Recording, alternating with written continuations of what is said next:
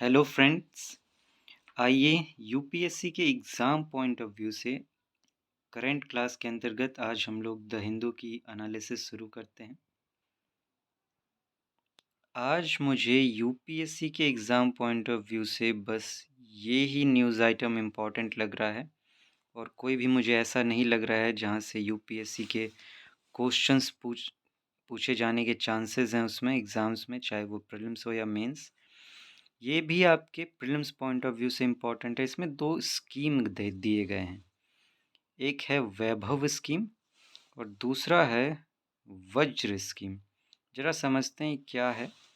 ये जो वैभव स्कीम है ये meant to attract Indian origin scientist based abroad for short term collaboration, और ये है Vajra visiting advanced joint research faculty scheme. Mainly ये है क्या कि आप जानते हैं इंडियन डायस्पोरा, अगर आप इंटरनेशनल रिलेशंस देखेंगे अपने GS2 का सिलेबस तो उसमें आपको मिलेगा इंडियन डायस्पोरा। वो इंडियन डायस्पोरा उसे कहते हैं जो भारत के लोग बाहर जाके रहते हैं, कमाते हैं, मीन्स हैं वो इंडियन ओरिजिन के लेकिन बाहर जाके विदेशों में रहते हैं, उन्हें इंडियन डायस्पोरा कहा जाता है।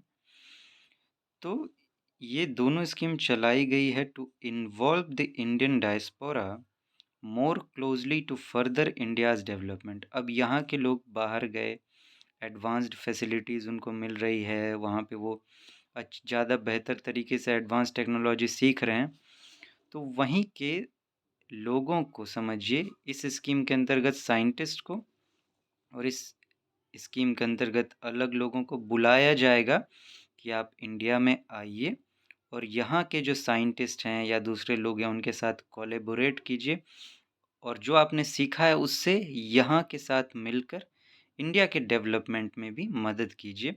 बेसिकली इसके लिए जो है ये वैभव और वज्र स्कीम 2018 में ही चलाई गई थी और ये वैभव स्कीम थोड़ा टाइम पहले चलाया गया था, लेकिन इसकी जो अभी जो है पहली बार इसके अंतर्गत बुलाया जा रहा है साइंटिस्ट को।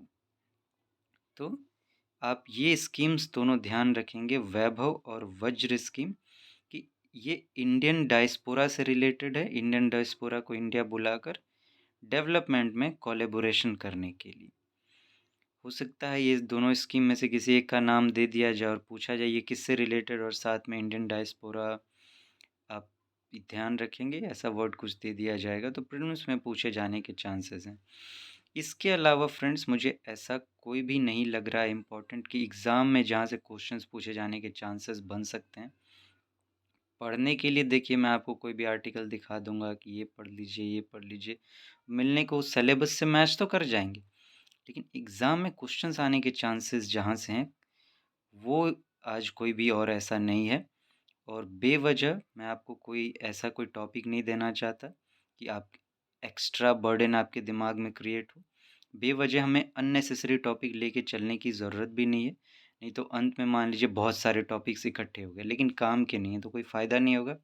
तो बेहतर है कि जो लगे कि हाँ एग्ज़ाम पॉइंट ऑफ व्यू से इम्पोर्टेंट है हम उसी पर डिस्कस करें। तो फ्रेंड्स आज के लिए बस इतना ही, फिर मिलते हैं हम लोग। Thank you so much.